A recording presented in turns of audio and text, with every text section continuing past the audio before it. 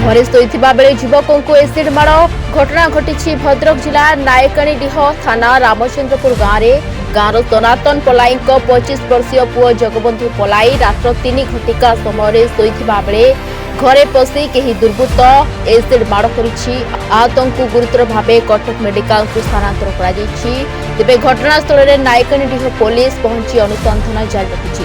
सूचना अनुसार Jagbandhu tent house business करी निजर जीविका निर्वाह करुथिबा बेले पूर्व 3 थर टेंट रे निया लगाई दिया जाउथिबा प्रकाश करिसेंति ग्रामवासी।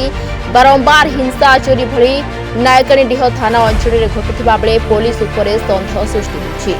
बारंबार आज को 6-7 मास धरी 2 थर निया नागिची आम भी आसचु देखीचु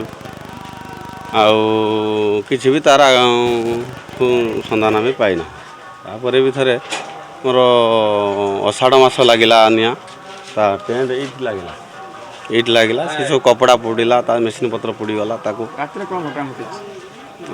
ताकू भी आम किसी कर पार्लुनि। पुणी आगुरी भी लगी काली राति सी आसी कौन शोला घरे शोला सी झरका मटे एसीडी ऊपर फोड़ा सी चिल्लई चिल्ला सी जे दुर्बृत्त आसी पकई पलि जा पलैगला धंदा मेडिकल लाइट कटा लाइट काटी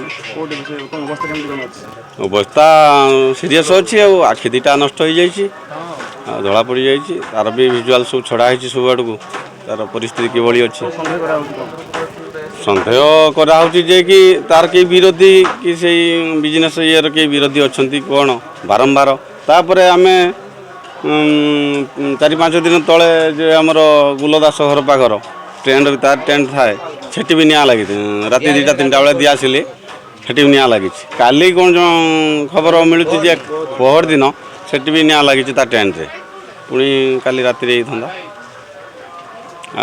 तार कौन पुलिस आसछंती तदंत करुछंती एसडीपी भी आसछंती तार कौन तार बाट वासुदेवपुर देवेंद्र कुमार नायकों रिपोर्ट रिपोर्टर्स टुडे।